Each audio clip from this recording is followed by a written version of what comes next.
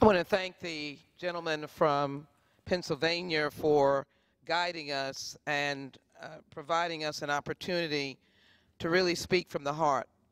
I likewise want to acknowledge the chairman of the Congressional Black Caucus for his leadership as well, Chairman Richmond, and of course Congressman Evans and Congressman Veazey and Beatty, who conduct this CBC Special Order.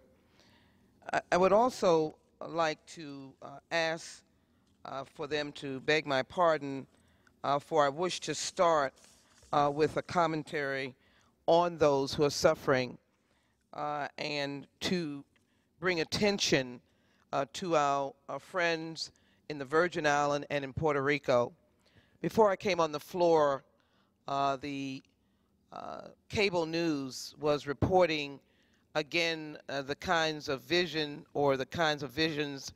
and scenes that we had in the early stages of Hurricane Harvey, Come Help Me, but also reminded of those in Katrina with the big large sign, Is Somebody Going to Help Me?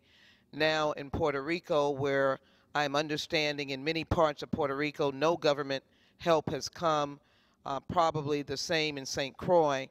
The picture I have here is the picture in my congressional district where we were attempting and did rescue about 60 people surrounded by water and certainly concerned, as others were, having to flee for their lives and looking for high ground. I'm going to leave this picture up because I would not want my comments going forward to suggest in any way that we are not concerned about those who are unhoused in Houston, Harris County, Port Arthur, Beaumont, and beyond, and of course in Florida, of course in the Virgin Islands, and the cry for help in Puerto Rico.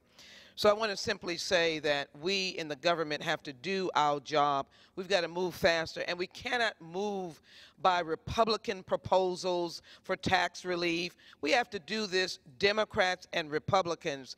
Work with us to craft the kind of language and relief that will provide these people with immediate housing resources, which means that they have to, these are people without liability insurance. These are people in apartments when apartment owners are moving slowly to restore their apartments.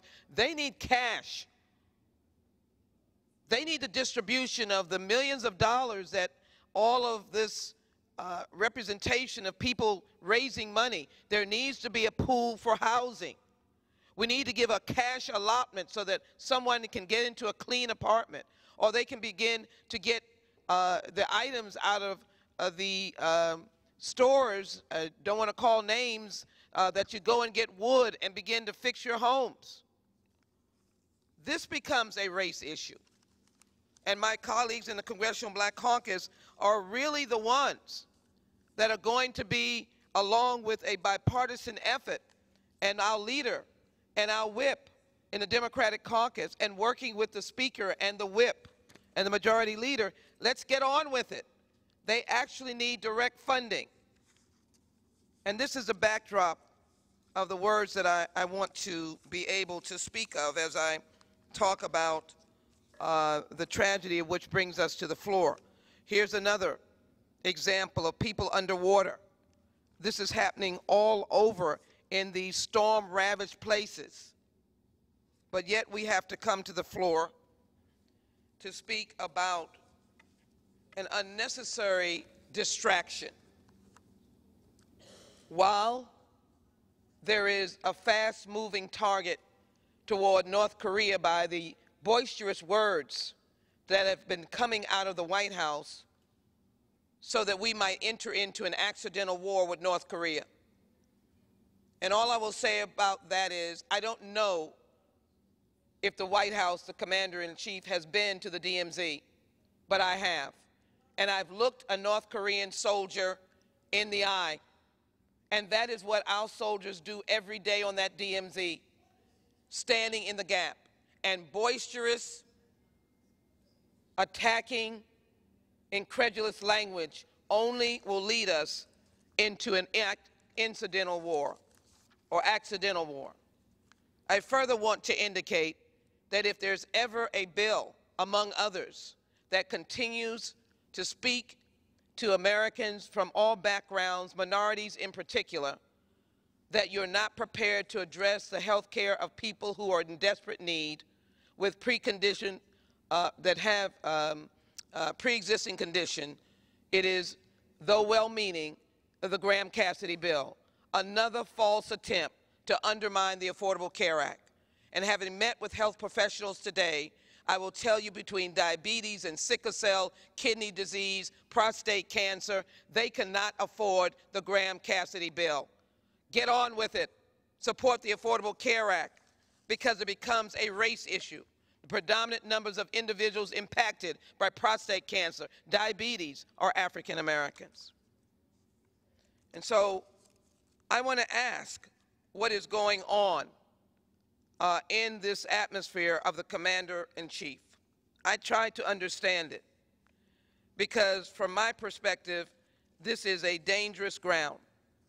And it's particularly dangerous in setting the tone on the whole issue of race in America.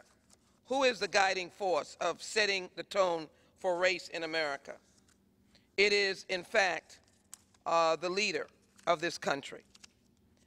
It is disappointing that the words that were said by the White House, this president, does not recognize that African Americans have been in the United States military.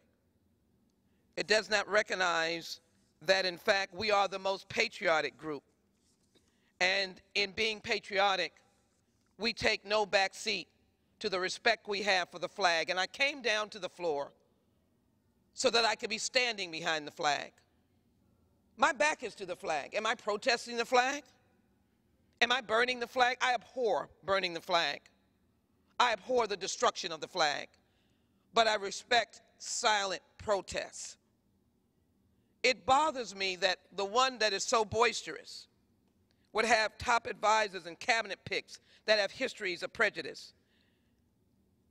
A person who leaves the country denied responsibility of racist incidents that followed his election. He launched a travel ban on targeting Muslims. He attacked the Muslim Gold Star parents. He claimed a judge was biased because he's a Mexican American. The Justice Department sued his company twice for not renting to black people. This is not a mirage, or this is not a rumor. These are facts. In fact, discrimination against black people has been a pattern throughout this leader's life. He refused to immediately condemn the white supremacists who advocated for him. He questioned whether President Barack Obama was born in the United States, not for 1 year, but year after year after year, to the point that I was embarrassed for the former President of the United States, not him. He treats racial groups as monoliths. He trashed Native Americans, encouraged the mob anger that resulted in the wrongful imprisonment of 5 young minority boys in the tragedy of the Central Park rape. They were not guilty. And he took out a full-page ad in the New York Times wrongly and asked for their execution, the death penalty, to those who were not guilty. He condoned the beating of Black Lives Matter protesters. He called supporters who beat up a homeless Latino man passionate. He stereotyped Jews and shared an anti-Semitic image created by supremacists. And so now we defend him even more. Now we suggest that he's playing to his base, that it's okay, that there are people who believe in what he's saying. There's a percentage of Americans who believe that we should not kneel during the national anthem. These are nothing but things that represent democracy. Democracy is living and breathing. It is in your heart, your mind, your soul. I am an American because of her values. And the national anthem was written by a man, and we sing it with pride. But it is not God. The flag is not God. It is a symbol of the democracy and the Constitution and the freedom of speech that is given. Let me be very clear. None of those football players and others desecrated the flag. They did not spit on it. They did not burn it. They did not desecrate it. And so I came tonight to suggest that there are still two Americas, because it does not seem that there is any understanding of the heroism of people of color, and I have to talk particularly about African Americans who served in the United States military. Crispus Attucks was an iconic patriot. Engaging in a protest in 1770, he was shot by Royal soldiers in the Boston Massacre. Does the White House know Crispus Attucks? Does he know those who have come through the ages that fought for the Union in the Civil War? And yet, in doing so, the treatment of African Americans continued to be dastardly violent into the lynchings of the 1900s, and yet we remain patriotic. And all we ask is the doors of opportunity be opened and that our leaders respect us. And so let me say to those that don't understand that the First Amendment does not in any way define do stand for the national anthem and the flag. There is nothing in the law that indicates that these individuals are desecrating the flag. And I join with the statements of Commissioner Roger Goodell. I join with the statements of the Texans by Bob McNair. I joined with the Seattle statement, the most potent statement that talks about the fact that these individuals have a right to express themselves. But I do not join with a president that would say, wouldn't you love to see one of these NFL owners, when somebody disrespects our flag, to say, get that son of a B off the field, out, he's fired. And I joined with our NFL. Do you know what you're saying? You are talking about African American mothers. You are calling them a son of a B. You're calling those children's mother. Single mothers sometimes. Mothers who have fought to overcome to get their children where they could be. And these boys, and I'm going to call them that, these young men who have gone out to the community and tried to be of good conscience, you have said that their mother is a son of a B. That is racist. And if you don't understand that that is racist, as a mom, I come to this floor and I say to the mothers of those children, I love your sons.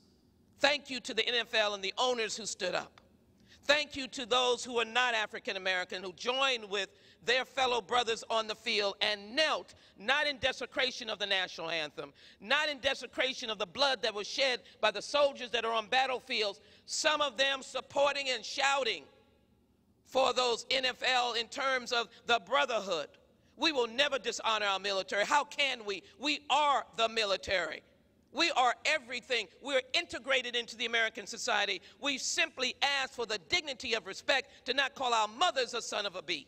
And if they kneel, as I heard a young man who's an NFL player said that he will kneel from now on, and the only reason he's doing it is because someone had the lack of judgment to provoke the situation and call their mothers a name. I refuse to accept that as a standard of leadership for the highest office in the world. And even if you never understand it, sir, if you never understand it, if you think you're playing to your base, if you're not the unifier, we will continue to stand in the gap, and racism is going to be under our foot. And you know where else it's going to be? It's going to be under our knee. Because we in the Congressional Black Caucus have always stood for what is right. And the First Amendment, there is no basis in the First Amendment that says that you cannot kneel on the national anthem or in front of the flag. Congress shall make no law abridging the freedom of speech or of press. Prohibition against abridging freedom of speech applies to Congress and state and local governments through the Due Process Clause of the 14th Amendment. Speech may be abridged in two distinct ways: directly by regulating content of speech, by indirectly by regulating time, manner, and place. And so you cannot abridge by standing up with tweets.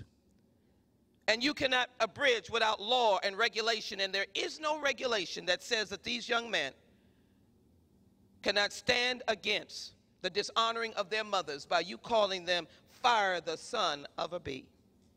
You tell me which of those children's mothers are a son of a B. That is racism. You cannot deny it. You cannot run for it. And I kneel in honor of them. I kneel in front of the flag and on this floor. I kneel in honor of the First Amendment. I kneel because the flag is a symbol for freedom. I kneel because I'm going to stand against racism. I kneel because I will stand with those young men, and I'll stand with our soldiers, and I'll stand with America because I kneel. Expired. I yield back.